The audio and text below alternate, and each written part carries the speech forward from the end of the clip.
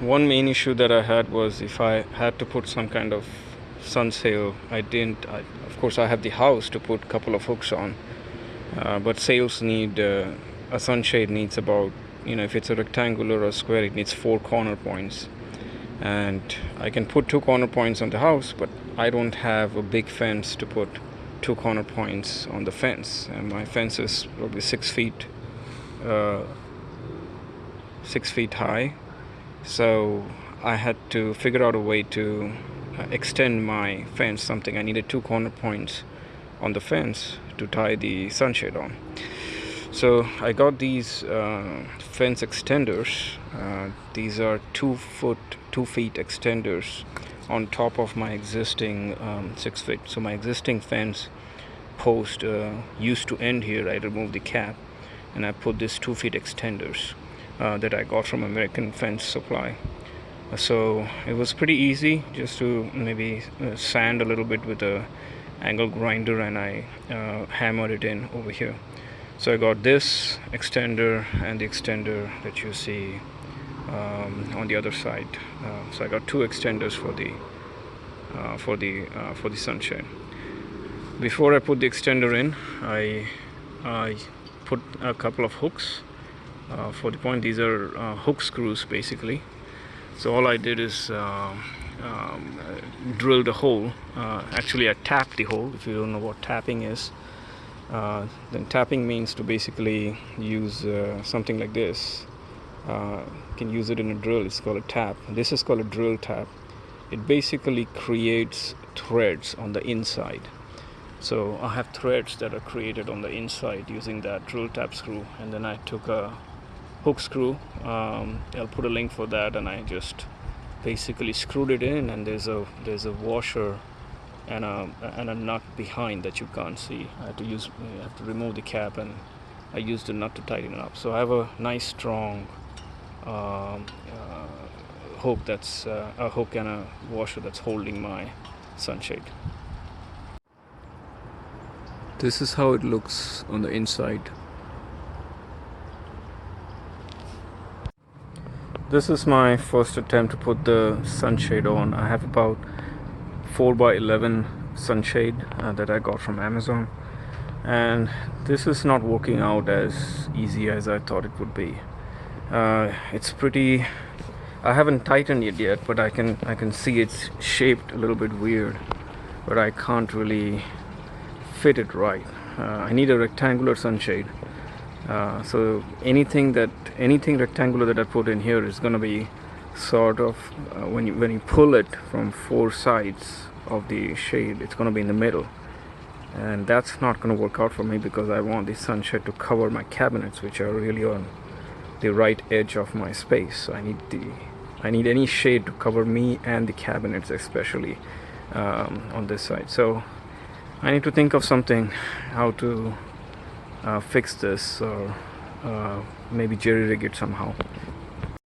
I got this 3/4 inches of electrical conduit. This is a little bit heavy duty. It's called rigid electrical conduit, and I got 2 of them, and I joined it with a connector in between. This one actually comes with the connector, so it's pretty easy to join.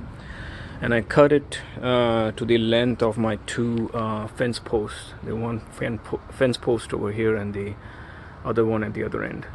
My plan is to basically just rest the pipe in that groove that I cut with an angle grinder. I just cut a groove for the width and the length of the pipe. One end is going to rest on this groove, and the other end is going to rest on the other post, and I have some couple of support posts in between, and then tie the sunshade to this pipe. I'm using a screwdriver to give me a leverage to basically put this hook, turn this hook into the stud behind this siding. So finally I'm finished with the sun sail. It took me longer than I thought. You can see how I use the electrical conduit, which is on this right side, that is running from this fence extender all the way to another fence extender, and I put a couple of 2x4s in between, and I had the electrical conduit run pretty much straight across and bolted it to the 2x4s.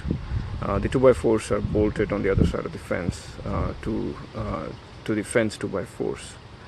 So it helped me to bring the sunshade to the right hand side. I used zip ties at all the metal rings throughout the space to keep this side of the fence, keep this side of the sunshade straight and parallel to the fence. So all the area under is now covered.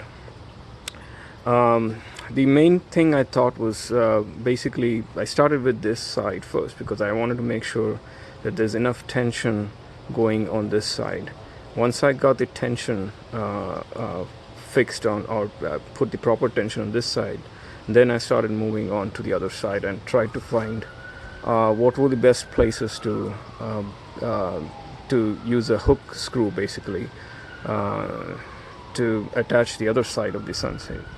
So used one over here, and I took a stud finder and found another stud over there and screwed the hook into the other stud, and found another stud with the stud finder and hooked the final screw. So initially I was planning to put only 2 hooks, one over here and this, but when I did that, it wasn't really working out right.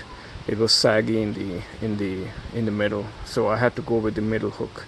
And even with the middle hook, you can see that I had to put this 3/4 inch dowel. You can get this dowel.